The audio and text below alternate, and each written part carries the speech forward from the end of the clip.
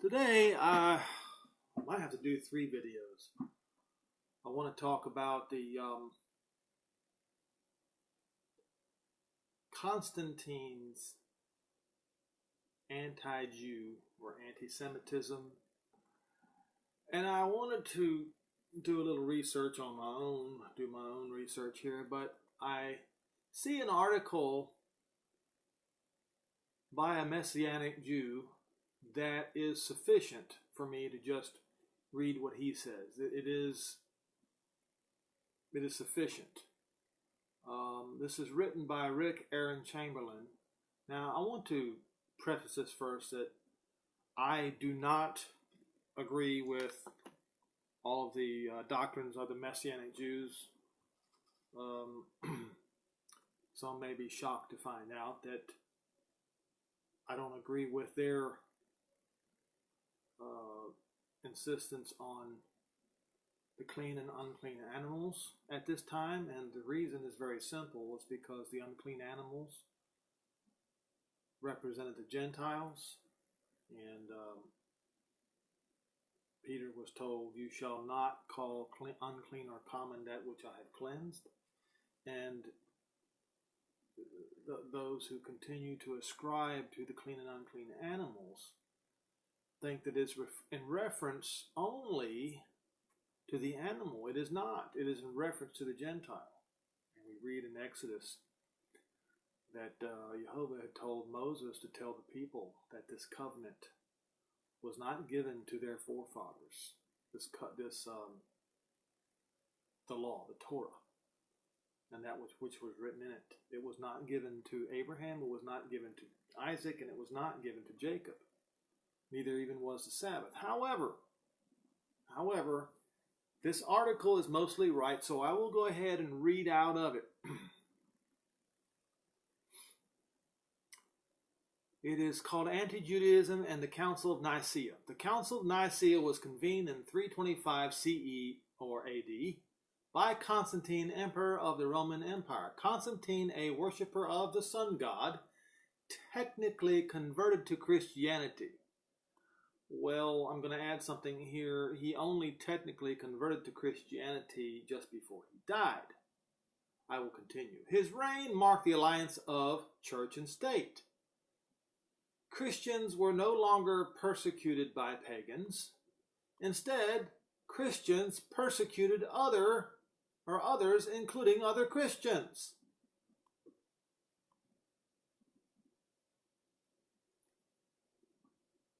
With a zeal and a vengeance that would shock even the pagans. More Christians were killed by other Christians in the first century after the Council of Nicaea than had been killed by pagans in the century before Nicaea.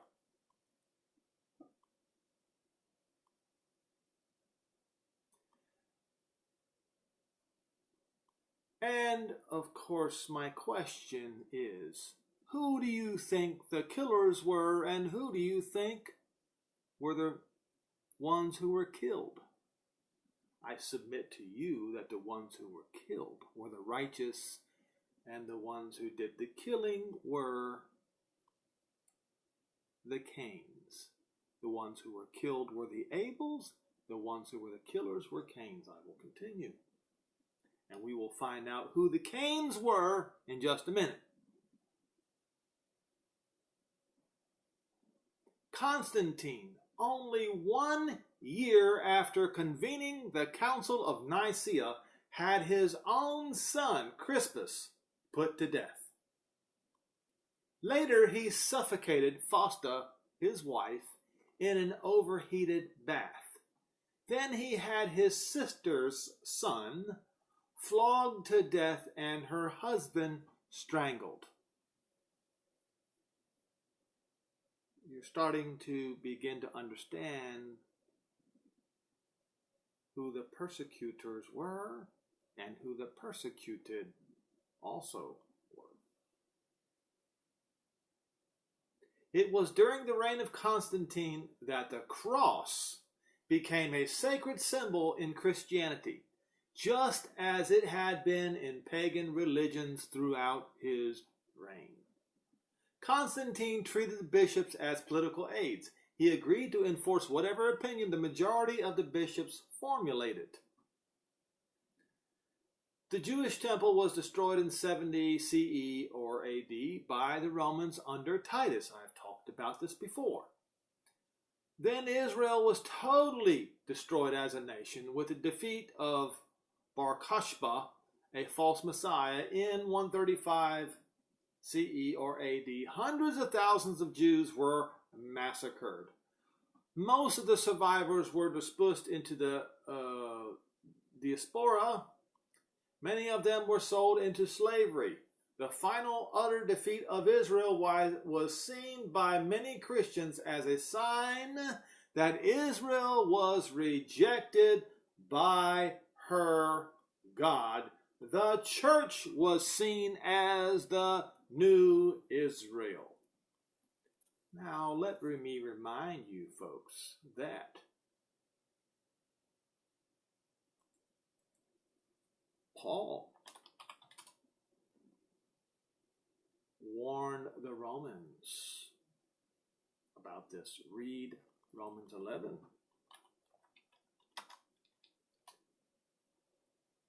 And of course, who were these persecutors, folks? They were Romans. Paul knew this was going to happen. This is why he wrote the book of Romans, and especially in Romans 11. He goes all the way through Romans 11 to describe that no, Jehovah has not cast away his people, as the Roman church claimed. Verse 1, I say then, hath Jehovah cast away his people? Jehovah forbid. And the whole chapter describes, if you read it, every word, you will understand. So I will continue with this article as soon as I find it again.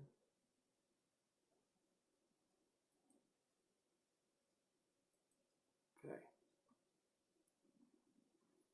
Yes, the final utter defeat of Israel was seen by many Christians as a sign that Israel was rejected by her God. The church then was seen as the new Israel, and that, my friends, is supersessionism. That is the rejection of the branches. And if the Romans reject the branches, they too will be rejected. Romans 11. Read it. Because if they reject the branches, they have also rejected the root. If they reject, I'll just stay with that. All right. Anti-Semitism began to take firm hold on Christianity. By the time that Constantine called the first General Church Council at Nicaea in 325, anti-Semitism was endemic in the church. The Council of Nicaea was attended by 318 bishops, none of which were of Jewish ancestry. Passover was still, Pesach, was still celebrated by the Gentile Christian church, but Gentiles began to see a need to differentiate their Passover from the Jewish Passover. The bishops decided to move the Christian celebration of Passover to the first Sunday after the Jewish Passover in most years.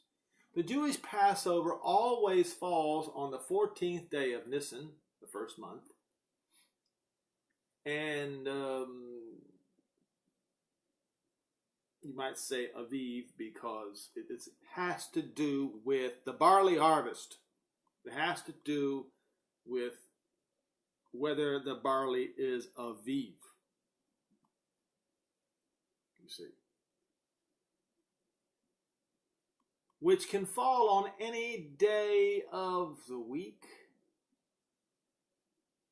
The first day? I don't agree with that. I'm going to set that aside for a minute. I don't agree with that.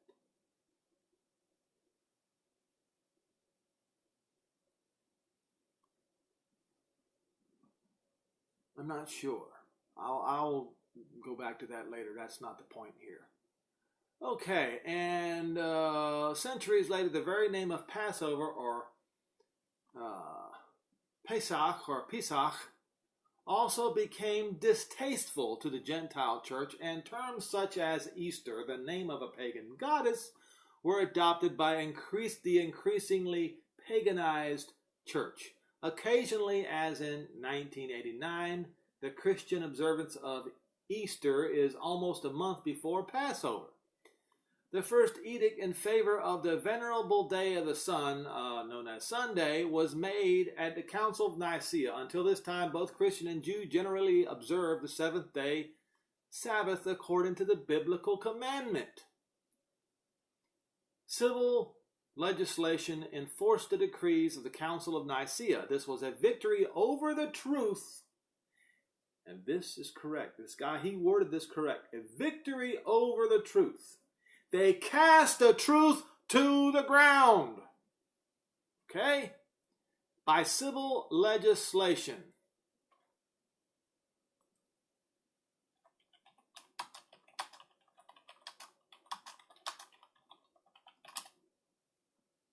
Daniel 8 and verse 12.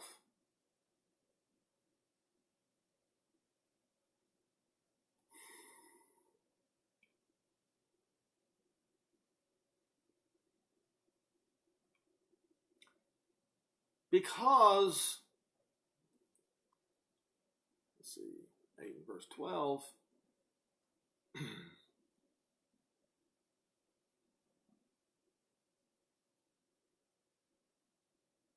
We'll start in verse 9. And out of one of them came forth a little horn, which waxed exceedingly great toward the south and toward the east and toward the pleasant land, and it waxed great even to the host of heaven, and it cast some of the host of the stars to the ground and stamped on them. Yet, yes, he magnified himself even to the prince of the host,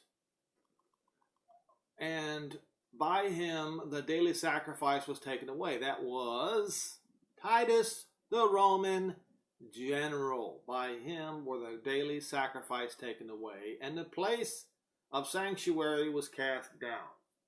And a host was given him against the daily sacrifice because of Israel's transgression, or because of Jerusalem's transgression, you see. And it cast the truth to the ground, and it practiced and prospered. And I heard one saint speaking unto another saint, and that certain saint which spoke, how long shall the vision concerning the daily sacrifice and transgression of desolation? It says, unto 2,300 days, then the sanctuary shall be cleansed. Now, this also was, there was actually two. You have Antiochus 4, and after 2,300 days, the sanctuary was cleansed. So Antiochus 4, he was the first part, and Titus, the Roman general, was the second part. Notice I said Roman. Now, but it cast the truth to the ground. So this guy who's writing this article is correct when he said that the truth was cast to the ground.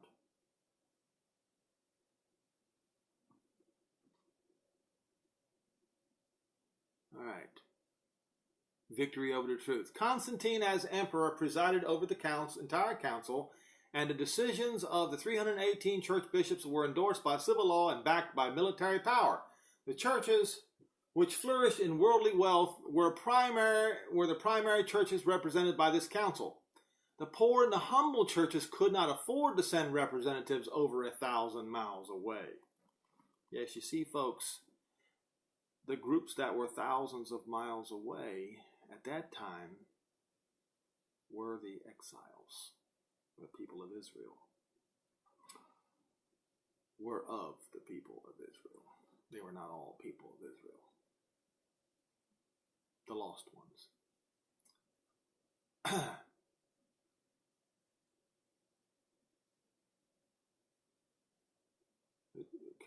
The poor and the humble churches could not afford to send representatives over 1,000 miles away. The Catholic Encyclopedia said, some bishops, blinded by the splendor of the court, even went so far as to laud the emperor as the angel of God, as a sacred being, and to prophesy that he would, like the Son of God, reign in the heavens. Sounds like Satan to me. Nicaea, with its theological anti-Judaism, laid the groundwork for anti-Semitic legislation for later church councils. The Council of Antioch, 341 CE, prohibited Christians from celebrating Passover with the Jews. The Council of Laodicea, in the same century, forbade Christians from observing the Jewish and biblical Sabbath. Some Christians had been observing both Sunday and the Sabbath. Christians were also forbidden from receiving gifts from Jews or matzah from Jewish festivals and impieties. It wasn't all bad news in those early centuries. Judaism was not a prohibited sect according to the Codex Theodosianus of 438 CE. Rabbis were entitled to the same privileges as Christian clergy. Jews were not to be disturbed on their Sabbath or feast days. Their synagogues were not to be attacked, violated, burned, or confiscated. However, conversion was a one-way street. Jews could convert to Christianity and were encouraged to do so. However, Christians were forbidden to convert to Judaism. Sounds like another religion we know, doesn't it? I will continue. Also, Jews were forbidden to own Christian slaves, but Christians could own Jewish slaves. Sounds like another religion we know, doesn't it? Christians were forbidden under the penalty of death to marry Jews. Jewish tribunals were considered valid in only matters of purely religious. The fiscus Judicus, Jewish tax from earlier centuries were maintained, a tax on which only the Jews were required to pay to government authorities. Sounds like another religion we know of today, doesn't it? The few protections offered by the Codex Judaicus were relatively short-lived. It wasn't many decades until attacks on Jews and their synagogues became commonplace. Sounds like another religion we know of today, doesn't it?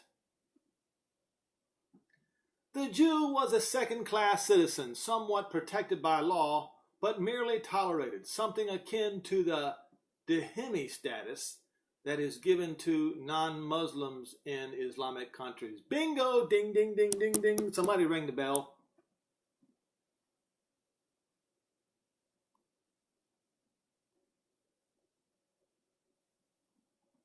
However, those days were the good old days.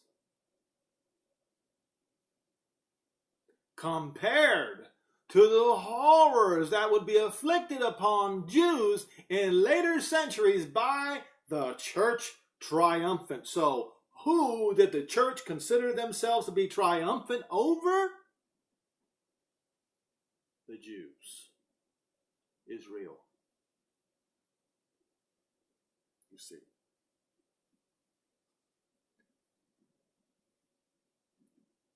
Rav Shaul, you should not call him Rav or Rabbi or Rabbi. That's another thing. That's another problem I have with the Messianic Jews, but I will continue. Commanded the Christians to provoke the Jews to jealousy with righteous living. Unfortunately, Christians kept only half the commandment. They provoked the Jews. I completely disagree with this statement. They didn't provoke the Jews. They murdered the Jews! The Council of Nicaea was the first genuinely Roman Catholic council, was very creedal oriented. This is still very true for most of Christianity today. Creeds, what you believe, is far more important than what you believe.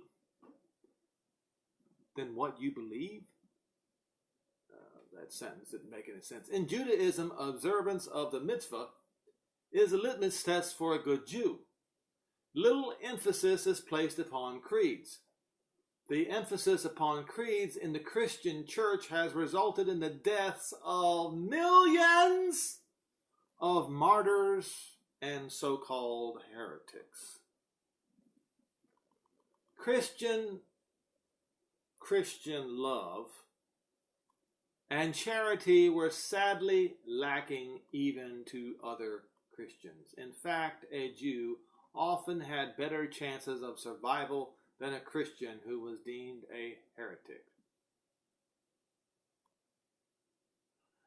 And so this guy concludes in the last paragraph, I hasten to add the following comments. I know the difference between the genuine disciples of Yeshua and the pretenders. In this article, I have used the term Christian even for those who were not born again of the Spirit of Jehovah. He says God. That is incorrect. However, they called themselves Christians and were considered as such by others, including the pagans. This article is not intended to slander the true disciples of Yeshua, whether they be Jews or disciples. I say, so this is the end of the article, I say this, knowing what the Christians did,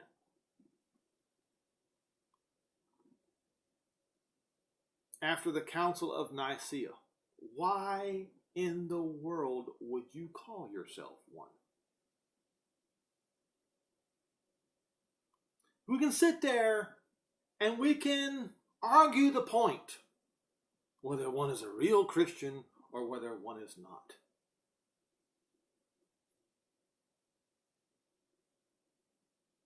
Islam means peace, does it not?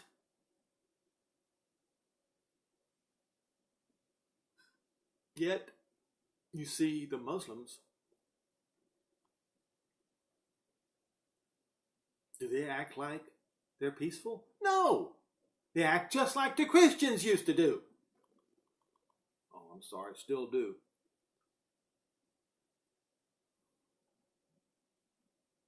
The Holocaust is proof that you still do. Why would you call yourself a Muslim after the track record the Muslims have? And so then, if the Christians were worse than the Muslims, why would you call yourself a Christian?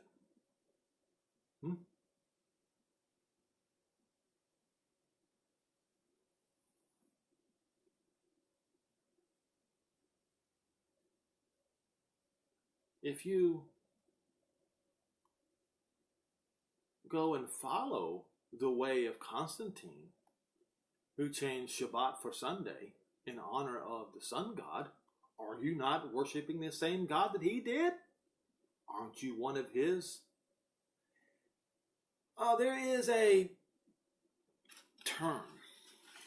It is called guilt by association. You own the crimes of those whom you associate with. I'll give you an example. 4 men jump in a car. There's a driver who has no weapon. He drives the getaway car.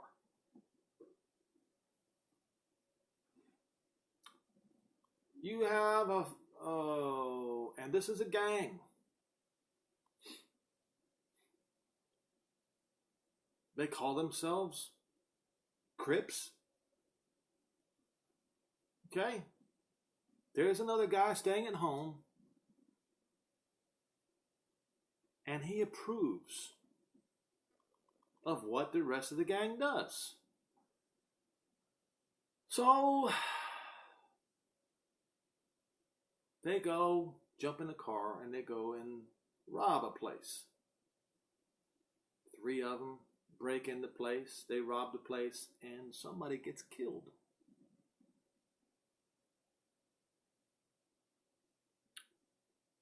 Only one does the killing. Under most laws in the United States, that makes each of the gunmen eligible to be charged for first-degree murder equal to the crime of the one who pulled the trigger. It also makes the one who drove the getaway car equal to the one who pulled the trigger, and the one who sits at home, he is an accessory.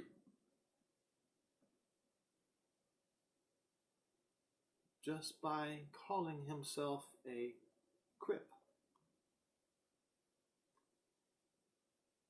So there is such thing as guilt by association. You do own the crimes of those whom you associate with. What I'm trying to tell you, folks, if you observe all these things that Constantine put into practice and forced upon the people by pain of death, and you willingly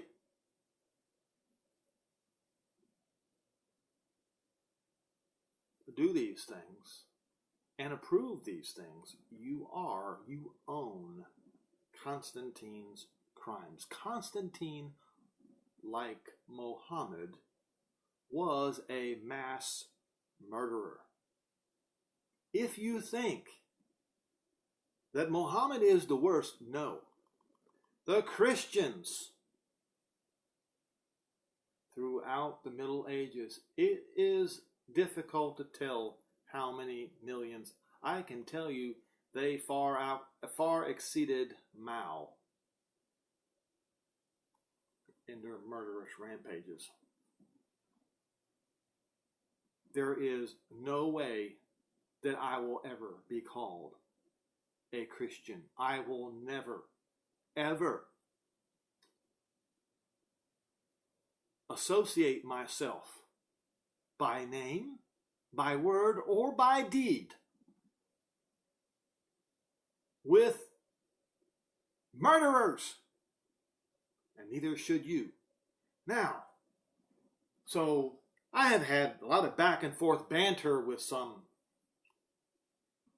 people online, and they find every excuse under the sun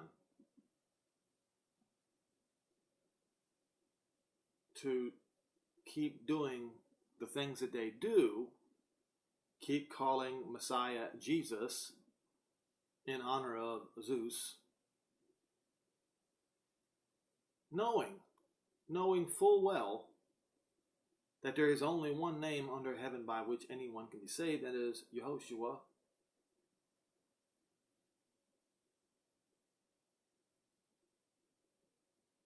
And the reason is very simple. These people, they cannot live by themselves.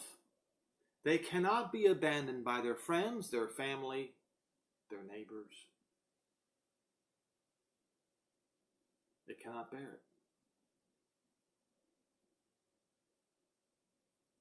Are you willing to suffer that? Abandonment by your family, your friends, and your children, your wife?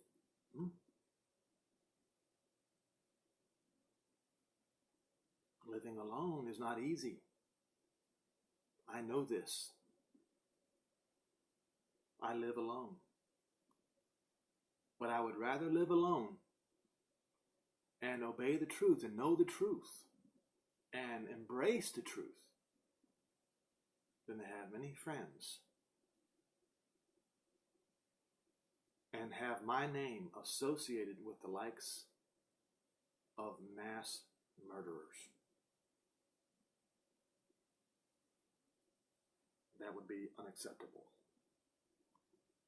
I ask all of those who are listening to join me in being alone. rejected,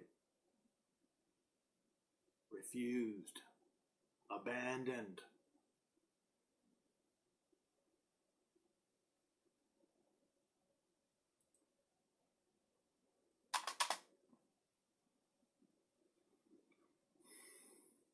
And we'll part with one scripture.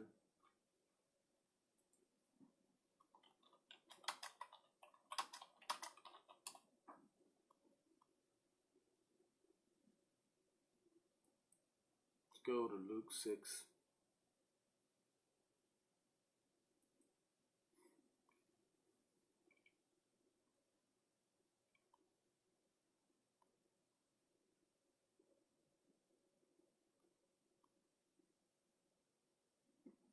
Verse 20.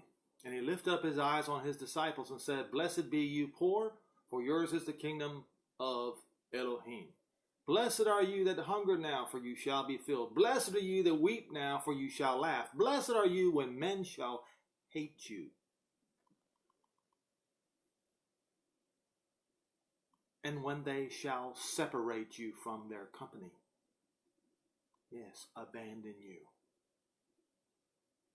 And shall reproach you, and cast out your name as evil for the Son of Man's sake. Rejoice in that day. So I'm not unhappy about this. He says rejoice, celebrate. Why? Because your reward is great. The reward in heaven is great. The reward that's going to come down from heaven is great. For in like manner did their fathers also unto the prophets. So he likens those who are abandoned for the truth's sake to the prophets. Yes, he does. Verse 24. You know, people who have many friends, they're typically rich. But woe unto you that are rich, for you have received your consolation. Woe unto you that are full, for you shall hunger. Woe unto you who laugh now, for you shall mourn and weep. Woe unto you when all men shall speak well of you.